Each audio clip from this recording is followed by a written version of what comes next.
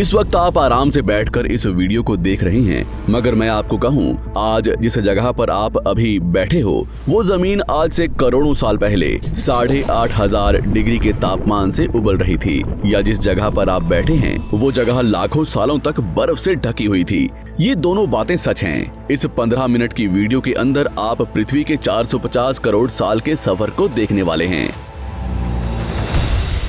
जिस जगह आज हमारा सौरमंडल है, वहाँ विभिन्न प्रकार की गैस और धूल के बादल हुआ करते थे। वैज्ञानिकों के मुताबिक इन धूल के बादलों से दूर एक तारा हुआ करता था। वक्त के साथ साथ उस तारे की ऊर्जा कम होने लगी, जिसके कारण उसके अंदर एक विशाल विस्फोट हुआ। विस्फोट की वजह से अंतरिक्ष की ये धूल एक दूसरे से दबने लगी। इस दौरान बादलों में स्थित धूल के कण दबाव और गर्मी के कारण बड़े उल्कापिंड और पत्थरों में परिवर्तित हो चुके थे, और इसी दबाव की वजह से इन बादलों में स्थित रेडियो एक्टिव पदार्थ ने ग्रेविटी का निर्माण किया। इस ग्रेविटी के कारण बीच में हाइड्रोजन और हीलियम इकट्ठा होने लगे। बीच के इस भयंकर दबाव के कारण एक विशाल विस्फोट हुआ, और इसी विस्फोट के कारण हमारे सूरज का जन्म हुआ। अंतरिक्ष में फैले एस्टेरॉयड यानी क्षुद्र ग्रहों में भारी वजन की वजह से सूरज के करीब आकर सूरज की परिक्रमा करने लगे। धीरे धीरे इन्हीं एस्टेरॉयड में भारी टकराव हुआ, जिसके फलस्वरूप मरकरी, विनस, अर्थ और मार्स जैसे ग्रहों का निर्माण हुआ। वैज्ञानिकों के मुताबिक उस वक्त पृथ्वी और मार्स यानी मंगल ग्रह के बीच थिया नामक ग्रह सूरज की परिक्रमा किया करता था। पृथ्वी पर ग्रेविटी होने की वजह से सूरज की परिक्रमा करने वाले एस्टेरॉयड अब पृथ्वी की परिक्रमा करने लगे, और धीरे धीरे करोड़ों सालों तक ये पृथ्वी पर गिरते रहे। और ऐसी घटना हमारे पड़ोसी ग्रह थिया पर भी हो रही थी, जिसके कारण थिया पृथ्वी के और करीब आने लगा और आकर पृथ्वी से टकराया। इस भयंकर टकराव की वजह से पृथ्वी के हिस्से कणों के रूप में अंतरिक्ष में फैल गए और एक रिंग्स की तरह पृथ्वी की परिक्रमा करने लगे। इन्हीं परिक्रमा करते हुए कणों में टकराव होने लगा, जिसके कारण हमारे चांद का निर्माण हुआ। उस वक्त पृथ्वी पर सिर्फ एक ही समुद्र हुआ करता था, और वो था 1900 डिग्री सेल्सियस की तापमान पर उबलते हुए लावे का।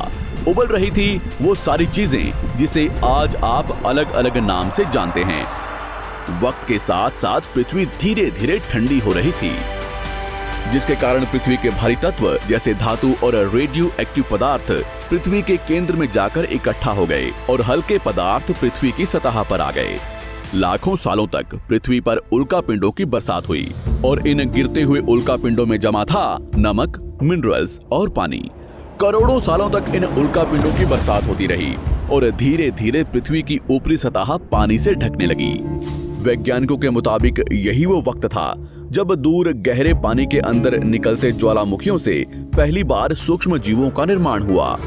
लाखों सालों बाद एक वक्त ऐसा आया जब पृथ्वी की पूरी सतह पानी से ढक चुकी थी।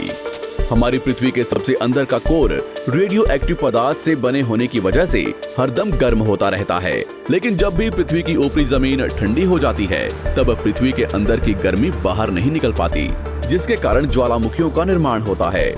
और उस वक्त कुछ ऐसा ही हुआ। पानी से ढकी हुई पृथ्वी पर हजारों की तादाद में ज्वालामुखी निकलने लगे, और आने वाले लाखों सालों तक इन ज्वालामुखियों का निकलना जारी रहा, जिससे पानी के ऊपर जमीन का निर्माण हो रहा था।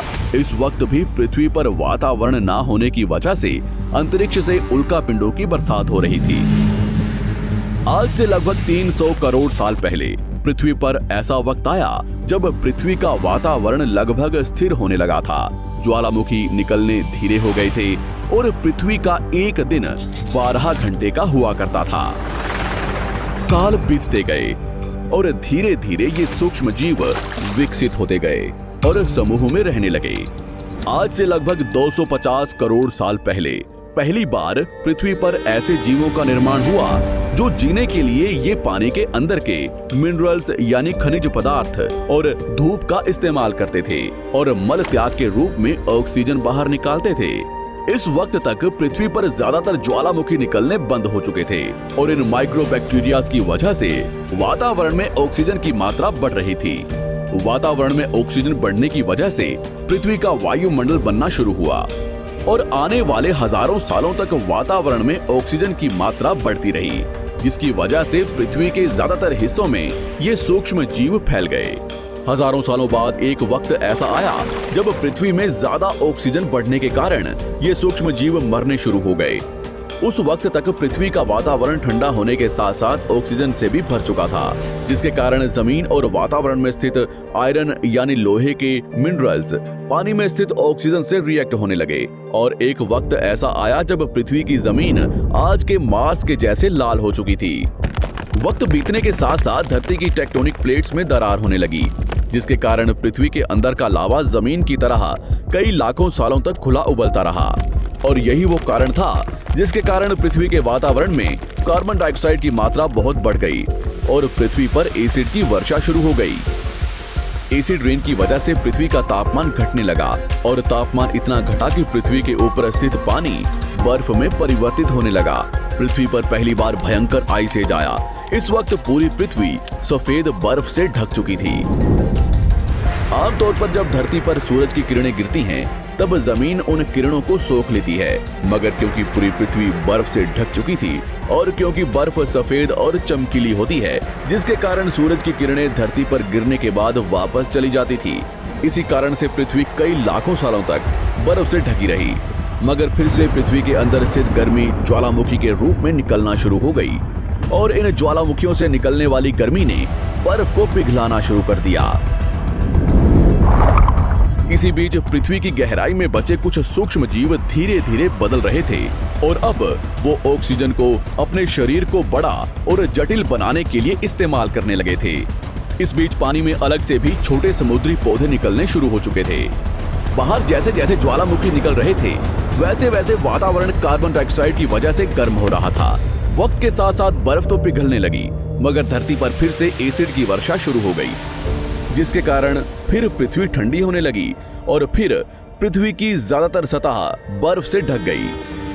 ऐसा बार बार कई हजारों सालों तक होता रहा और इसी कारण से अब समुद्री जीव धीरे धीरे वातावरण के हिसाब से विकसित हो रहे थे। इस बीच कई सारे जीव और समुद्री जंगल्स विलुप्त हो गए, मगर जो बच गए वो धीरे धीरे पृथ्वी के बदलते तापमान के हिसाब से ढलते गए और अब हजारों सालों बाद समुद्री पेड़ बर्फ की वजह से पूरी तरह से मरते या सूखते नहीं थे। अब सूक्ष्म जीव समुद्री जीव बन चुके थे। जब फिर से ज्वालामुखियों ने पृथ्वी की बर्फ को पिघलाना शुरू किया, तब ये समुद्री पेड़ जल्दी विकसित होकर फैल गए। धीरे धीरे वातावरण में ऑक्सीजन की मात्रा बढ़ने लगी और पृथ्वी पर होने वाली एसिड की वर्षा कम होने लगी। वातावरण में ऑक्सीजन आने की वजह से पृथ्वी की ओजोन लेयर्स मोटी होने लगी और आज से लगभग 47 करोड़ साल पहले पृथ्वी की ऊपरी सतह पर पहली बार मोसोस नामक प्लांट उगना शुरू हुआ। वक्त के साथ साथ जमीन पर अलग अलग प्रकार के पौधे और पेड़ उगना शुरू हुए। एक वक्त ऐसा आया जब जमीन के पेड़ों की लंबाई लगभग 80 से 100 फीट जितनी या आज के 5 से 6 मंजिला बिल्डिंग जितनी ऊंची हो चुकी थी। ये वो वक्त था जब समुद्री जानवर समुद्र से बाहर निकल रहे थे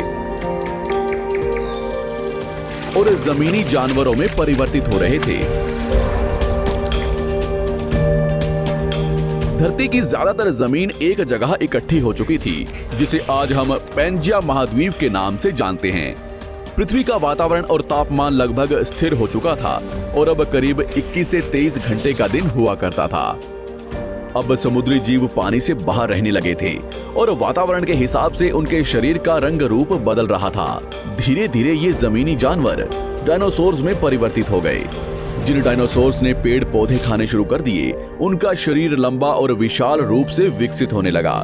कुछ डायनासोर्स शिकार किया करते थे, जिसके कारण वे छोटे और तेज होते चले गए।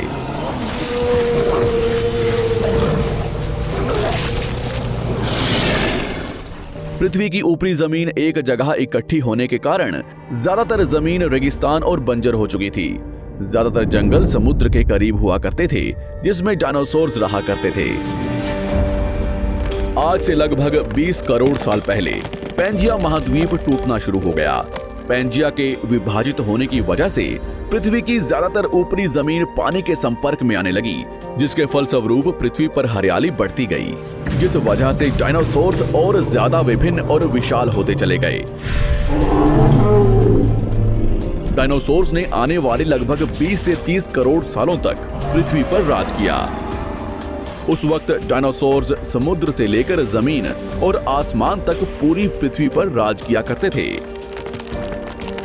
इस दौरान अफ्रीका से टूटा भारत सीधे आकर आज के तिब्बत से टकराया और इस टकराव की वजह से हिमालय का निर्माण हुआ।